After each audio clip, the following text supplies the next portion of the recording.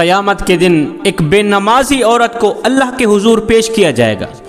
اس سے پوچھا جائے گا کہ تو کس وجہ سے نماز نہیں پڑھتی تھی, نماز نہ پڑھنے کی وجہ کیا تھی, اللہ کے حضور جھکتی کیوں نہیں تھی, قیام رکوع سجود کیوں نہیں کرتی تھی.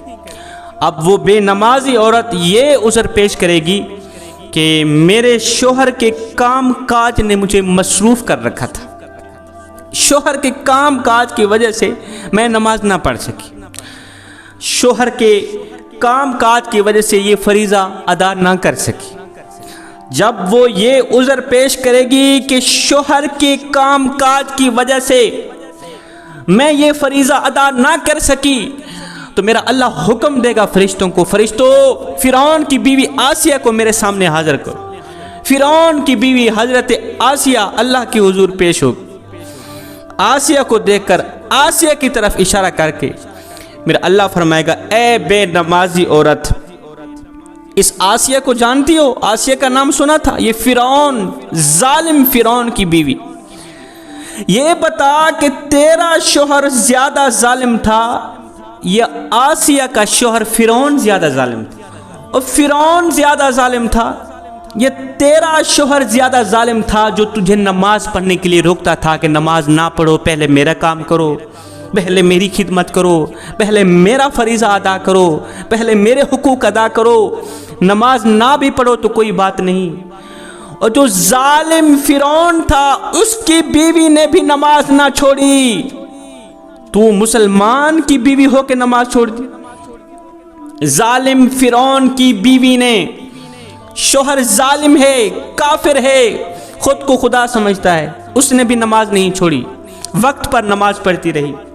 اس کے اوپر طرح طرح کے ظلم ڈھائے گئے, اسے تتی ریت پہ لٹایا گیا, پتھروں کی بارش برستی رہی, لیکن اس نیک خاتون میری بندی نے نماز نہیں چھوڑی. تو نے مسلمان کی بیوی ہو کے نماز چھوڑ دی, یہ تیرا عذر غلط ہے, غلط ہے تیرا عذر, جھوٹ مت بول. میرا اللہ فرمائے گا, فرشتوں اس مکار اور جھوٹی عورت کو ابھی اور اسی وقت گھسیٹ کر جہنم کی طرف لے جاؤ. فرشتے اسے گھسیٹ کر جہنم کی طرف لے جا رہے ہوں گے. وہ چیخ رہی ہوگی, چلا رہی ہوگی, کہہ رہی ہوگی, ہائے افسوس, ہائے افسوس, کاش میں دنیا میں زندگی میں نماز پڑھتی, اللہ کے حضور جھکتی. آج دنیا والوں کے سامنے 1,24,000 رسولوں اور پیغمبروں کی امتوں کے سامنے میرا یہ حشر نہ کیا جاتا. تو میری ماں بہنوں, خدا را نماز کا دامن نہ چھوڑنا. آج کی عورت کہتی ہے جی بچے زیادہ ہیں, کام کاج زیادہ ہیں, گھر کے کام کاج ہیں, نماز پڑھنے کا وقت ہی نہیں ملتا, قرآن پڑھنے کا وقت نہیں ملتا, نیک کام کرنے کا وقت نہیں ملتا.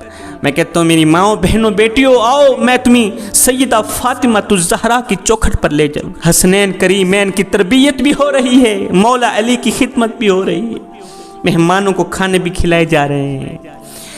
ہائے, کندھے پہ پانی اٹھاتی ہے, سارا دن کام کرتی ہے, چکی پیستی ہے, سارے دن کی تھکی سیدہ فاطمہ الزہرا. رات اللہ تعالیٰ نے سکون کے لیے بنائی ہے نا, رات چرند پرند انسان حیوان سو جاتے ہیں, اللہ نے سکون کے لیے بنائی ہے رات. لیکن سنو, سارے دن کی تھکی سیدہ فاطمہ الزہرا جب رات کو سکون کی باری آتی ہے, سونے کی باری آتی ہے, تو سونے کے لیے بستر نہیں بچھاتی بلکہ مصلی بچھا کے اللہ کے حضور کھڑی ہو جاتی ہے, قیام کرتی ہے, رکوع کرتی ہے. جب سجدے پہ جاتی ہے, ایک سجدہ کرتی ہے, دوسرا سجدہ ابھی پورا نہیں ہوتا, فجر ہو جاتی ہے, رات ختم ہو جاتی ہے, رو کر کہتی ہے, او میرے کریم رب تیری راتیں اتنی چھوٹی ہیں کہ میں ایک سجدہ کرتی ہوں, دوسرا سجدہ پورا نہیں ہوتا, تیری راتیں ختم ہو جاتی ہیں. میرے کریم رب ایک رات تو اتنی بڑی بنا دے کہ تیرے محبوب کی بیٹی رج رج کے تجھے سجدہ تو کر سکے, ذوق بندگی تو پورا ہو جائے میرا, ایک رات تو اتنی بڑی بنا دے. ہائے, اسلام کی تھیں وہ مقدس شہزادیاں جن کی گود بھی اسلام پلتا تھا. خدا را میری ماں بہنوں بیٹیوں, نماز کا دامن کبھی نہ چھوڑنا. بنی اسرائیل کی ایک عورت حضرت سیدنا موسیٰ علیہ السلام کے پاس آئی, کہنے لگی, اے اللہ کے نبی, مجھ سے ایک گناہ سرزد ہو گیا تھا, بہت بڑا گناہ ہو گیا تھا, میں نے اللہ کے حضور توبہ کی آپ دعا کریں، آپ سے دعا کروانے آئی ہوں کہ اللہ تعالیٰ میری توبہ قبول فرمائے اور وہ میرا گناہ ختم کر دے۔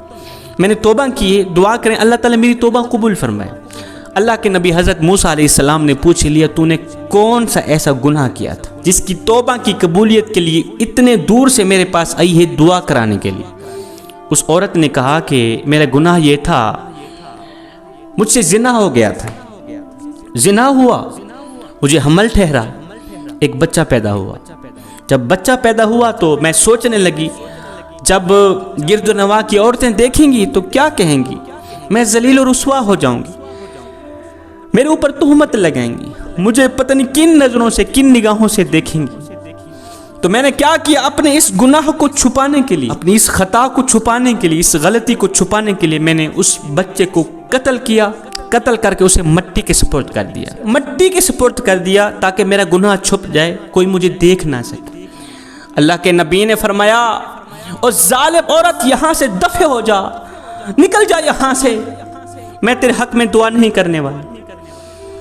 تو نے ایک معصوم بچے کی جان لے لی، تو نے اسے قتل کر ڈالا، اوپر سے تو نے زنا کروایا، حمل ٹھہرا، اتنی بڑی گنہگار، اتنی بڑی بدکار، سیاہکار، بڑا گناہ تو نے یہ کیا کہ زنا کروایا، اس سے بڑا گناہ بچہ پیدا ہوا ہے تو نے اسے قتل کر ڈالا، اور بدبخت تجھے پتہ نہیں، اور ظالم ماں تجھے پتہ نہیں، ایک انسان کا قتل پوری انسانیت کا قتل ہوتا ہے۔ اتنا بڑا گناہ کر کے میرے پاس آئیے کہ میں تیری بخشش کے لیے دعا کروں، دفع ہو جا، نکل جا یہاں سے۔ اب وہ عورت روتی ہوئی ٹوٹے دل سے وہاں سے نکل گئی، چلی گئی۔ عین اسی وقت حضرت جبریل علیہ السلام حضرت موسیٰ علیہ السلام کی خدمت میں حاضر ہوا۔ اے اللہ کے نبی، اللہ فرما رہا ہے کہ تو نے میری بندی کا دل توڑ دیا ہے، تو نے اسے رلا دیا، تو نے اسے تڑپا دیا، اور اس کے گناہ کم ہیں، موسیٰ میری رحمت زیادہ ہے۔ ہائے ہائے، اس نے میرے کرم کو اپنے گناہ سے زیادہ سمجھا، اس نے میری رحمت کو اپنے گناہوں سے زیادہ سمجھا۔ اس نے تو یہ سوچ کے توبہ کی ہے کہ میرے گناہ کم ہیں، میرے رب کی رحمت زیادہ ہے، تو نے اس کا دل توڑ دیا۔ موسیٰ یہ تو کوئی بڑا گناہ نہیں ہے، میں تمہیں اس سے بھی بڑا گناہ بتاؤں، اس سے بھی بڑی گنہگار عورت بتاؤں۔ موسیٰ علیہ السلام حیران رہ گئے، جبریل کیا کہہ رہا ہے، اس عورت سے بڑی گنہگار عورت بھی کیا دنیا میں ہے؟